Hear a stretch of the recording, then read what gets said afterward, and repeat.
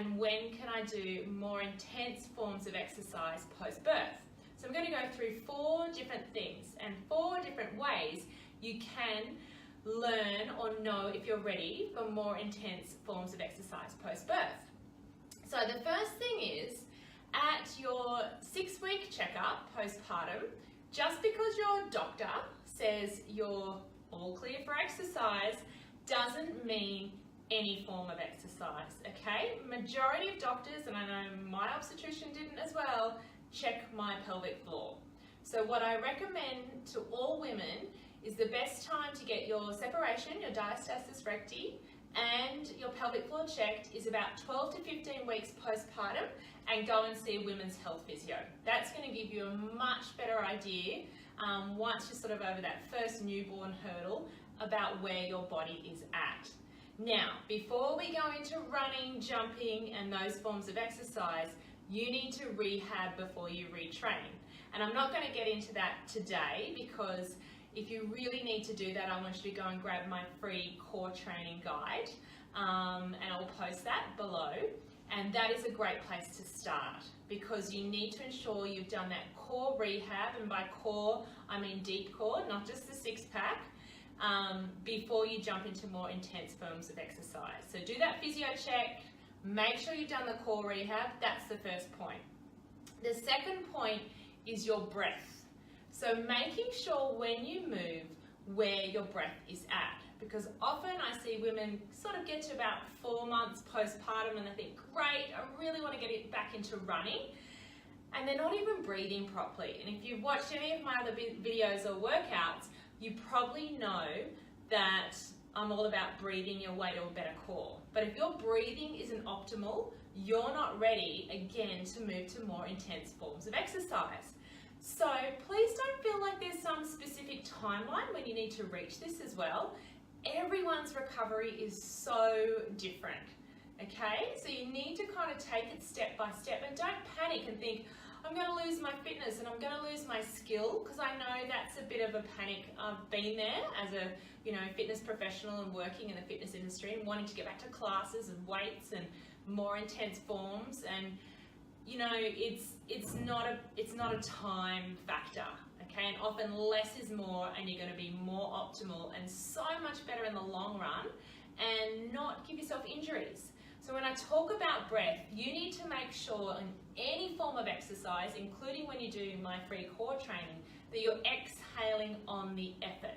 So when you move to more intense forms of exercise, you don't lose this, okay? Because the last thing you want to be doing is holding your breath. And the best way to practice this is actually during your daily movement. So when you go to pick up your baby, exhale on the effort. When you go to pick up the grocery bags, exhale on the effort.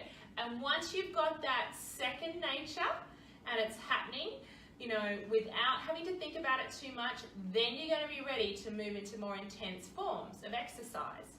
Now, we'll come back to breath in a minute. So when I say more intense forms of exercise, I know a lot of ladies really want to get back into cardio and running. And that's fine, that's awesome, but please don't think that that's the only way and that's going to be the way to make you lose baby weight, because it isn't. But I know it does feel good to get back into it, but I want you to start slowly and gently. So the first way to check is to also just do a little kind of jog on the spot, and I want you to move from side to side. So the best way is to kind of start first of all with some low impact move, and then sort of moving side to side. Now, if you're not feeling any pressure through your pelvic floor, you're not leaking, okay, that's good. And also, as I said before, if you can breathe. So you can move this side to side. What you don't want to do is this. Suddenly move into the double jump, the box jumps, because that's putting a lot of pressure on your pelvic floor, and it doesn't allow you to tune in and feel if that pelvic floor and deeper core is ready for that intense form. So let's start with the basics. So I say start with the little step taps, and then maybe do a few little side jogs, and then step taps. Okay, that's a great way to start to get into it and check that you're breathing, you're not holding your breath, okay? So, the third thing is, if you want to get back into running, a really great way is intervals. Now remember I said you first of all got to go and get checked by the physio first, before you even go anywhere near there, and you've got to do your core rehab first. Then once that's all good, then running is an option. Now, it's never going to be not an option. You just need to work towards it. I've got several clients who are now running marathons and they're doing fantastically, but we've worked towards it. And what's a great thing to do if you go back and do that core rehab is it helps you tune in to your body a lot better.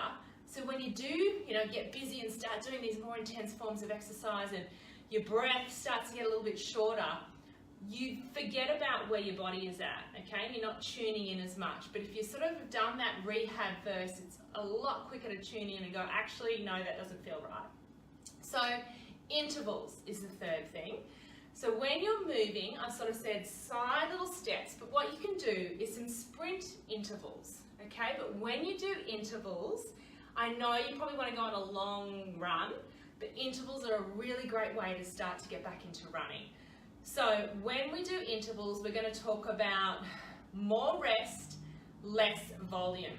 So you're going to do that interval, and then you're going to come back, and if that interval's taken you 20 seconds to run there and back, I want you to take at least a 60-second rest, and then go again, okay? Because that's going to allow you again to tune in to how your hips feel, how your pelvic floor feels, and then you can build up from there. And it's also a great way just to get back into feeling how you're moving and how your posture is. Because I know the fourth thing I was going to say is posture. And a lot of women get back and think, okay, I'm just going to go running with the pram. Now, when you go running with the pram, what happens is you lose a bit of the rotational movement. So when we walk, I'll kind of walk towards you, there is a little bit of a rotation that happens. And there's also a rotation that happens when you jog. And what happens is when you're holding onto a pram, you lose that rotation and that action through your core. You can go back and look at some of my other videos or a blog post that I've got all about rotational movement and how it's a great way to reconnect your core, particularly post-birth, and you can even start during pregnancy.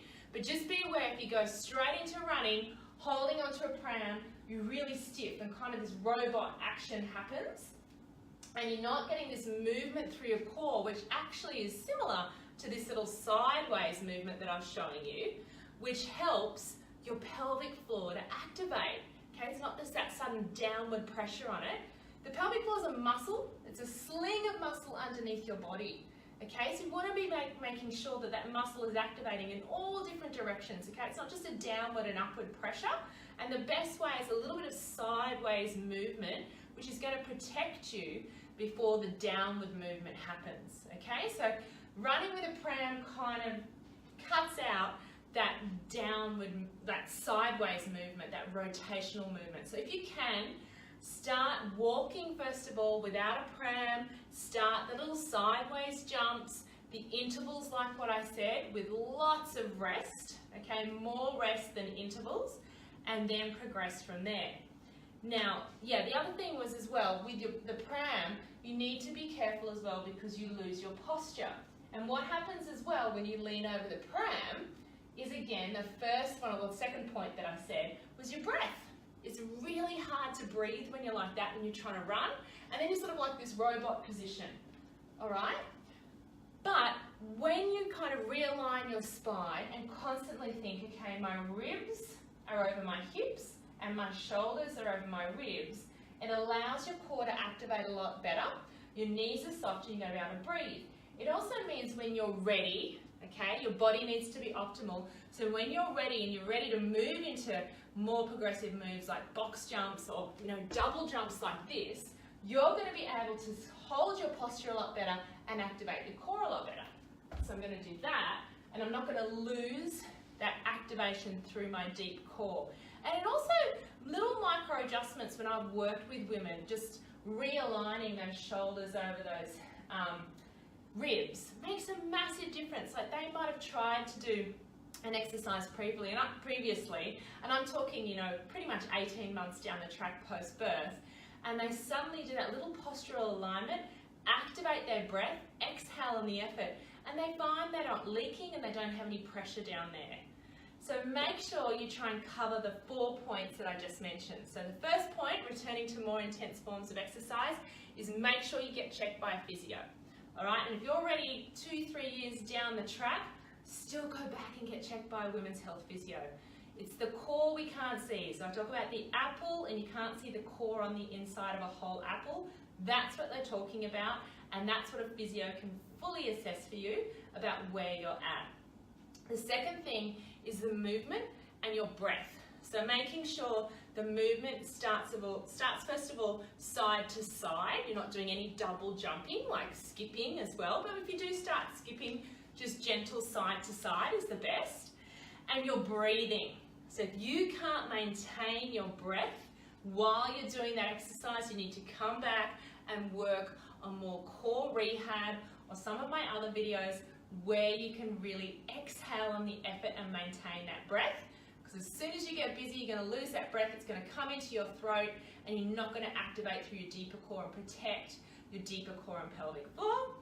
And the other thing I talked about was intervals. So starting to make sure if you do running, you're going to spend intervals, okay, rather than going for a long jog. So an interval of 20 seconds, 60 seconds rest, 20 seconds, 60 seconds rest. You might want to do a few rounds of them. Great way to get back into running and to find out and feel how your body responds to that before you go on a 10K run. And the last thing is checking in with your posture. So I've talked about running and pushing a pram and how you lose that postural alignment and then you lose your breath and you lose that core activation. So I hope that helps with more intense exercise. If you're looking to get back into intense exercise post-baby, remember that 6-week checkup isn't a tick to go and do intense forms of exercise. You need to progress and get back into it, gently, and so your body functions optimally. If you have any questions, please don't hesitate to reach out.